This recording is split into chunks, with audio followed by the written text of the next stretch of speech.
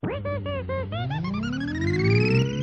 baginda Rasul, mari sama-sama kita berselawat dulu kepada beliau. Salatullah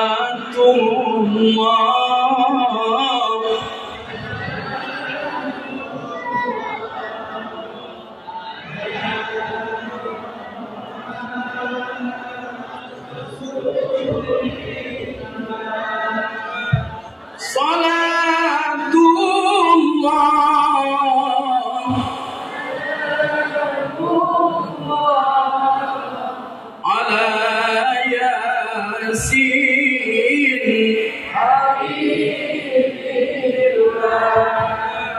tawassalna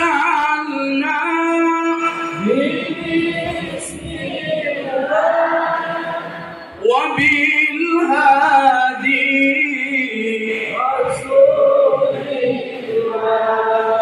wa kulli mujahidin lillah bi amlil badri ya Allah bi amlil badri ya Allah bi amlil badri.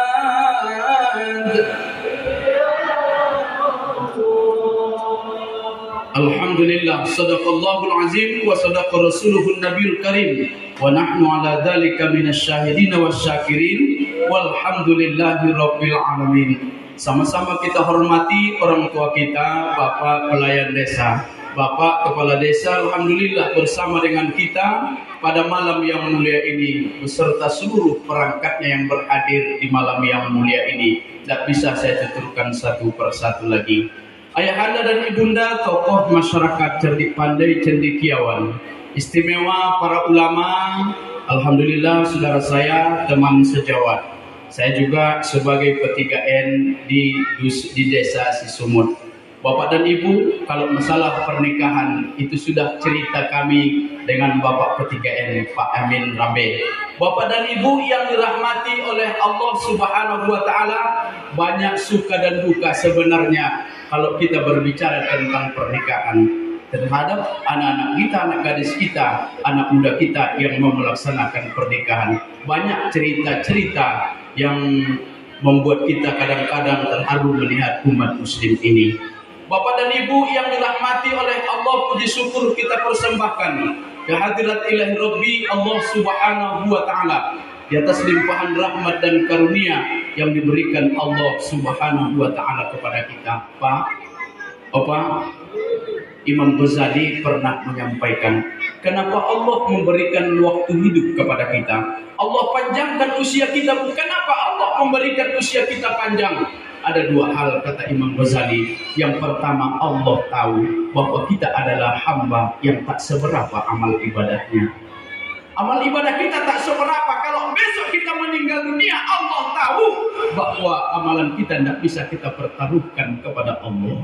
Itu yang pertama. Sehingga Allah memberikan kesempatan hidup kepada kita. Maka sebagai bukti syukur kita kepada Allah, bersujudlah kepada Allah. Dan yang kedua, kata Imam Ghazali, kenapa Allah memberikan usia kita panjang? Allah adalah zat yang maha tahu. Kita adalah hamba-hamba yang banyak dosa.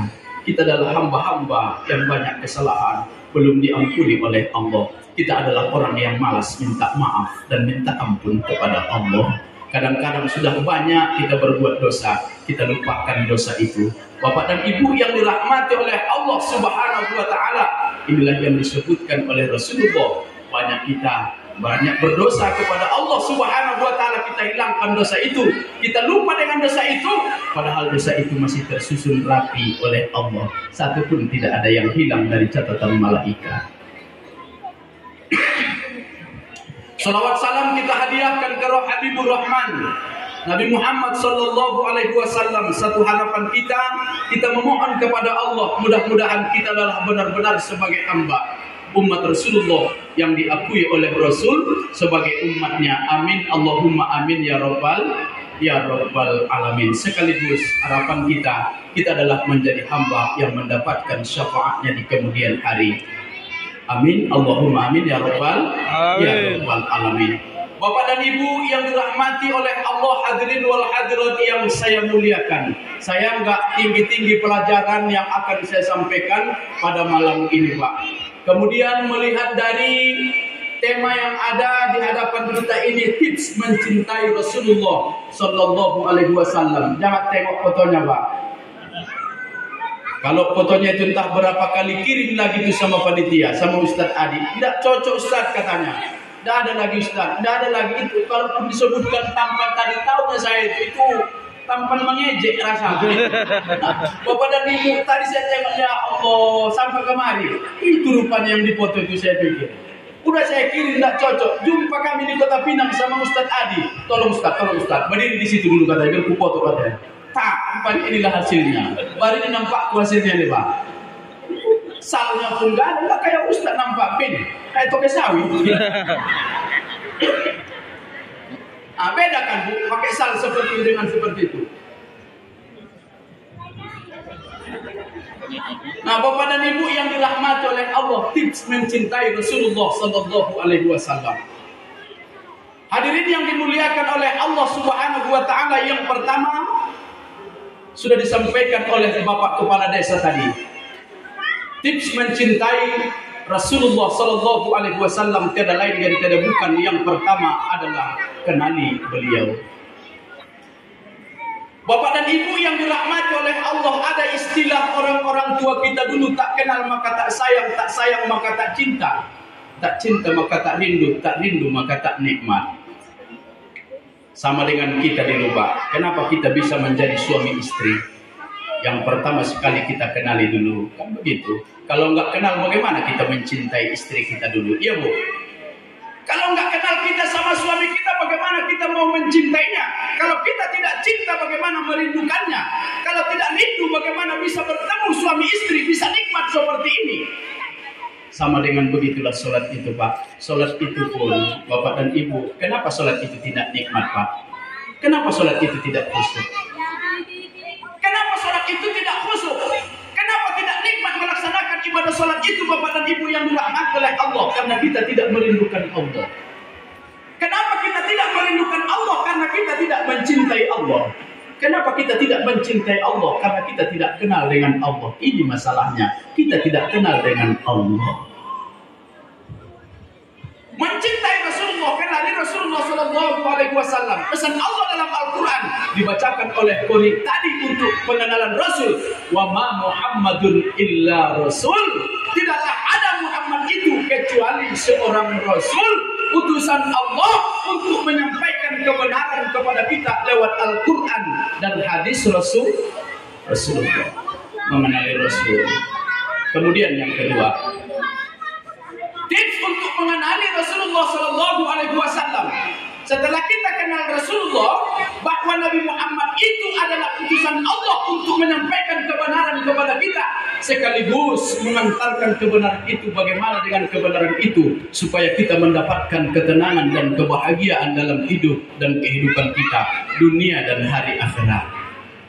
Sampai-sampai dalam Al-Quran disebutkan oleh Allah. Itu jawabannya tadi yang saya bacakan di awal.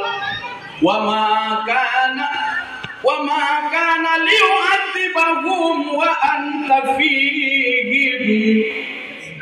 Wahai manusia, wahai orang konsesi, tidak akan ada kesulitan, tidak akan ada kesusahan kepada hambaku itu, kata Allah. Kita enggak sulit, kita enggak susah, kita akan mendapatkan kebahagiaan. Apa syarat pertamanya? Wa anta fihim, apabila mereka bersamamu Muhammad. Bu, Abu, senangnya ibu punya anak. Senang. Ada juga yang pandai bahasa kampung di sini, senang. Senang ibu punya anak. Alhamdulillah. Bapak-bapak senang nggak punya anak, Pak? Senang. Sekali lagi, oh Bu, senangnya Ibu punya laki itu, Bu. Loh, pada menjawab lagi, ini bahaya ini. Ya, ibu-ibu, tolong dulu Bu jawab. Senang Ibu punya laki, Bu? Senang. Sekali lagi, 3 kali syaratnya. Senang Ibu punya laki. Senang. Nah, ibu tuh terpaksa. Tolong dulu bu, ibu dengarkan dulu. Bapak-bapak macam mana pak? Senang ya ibu punya bini itu pak.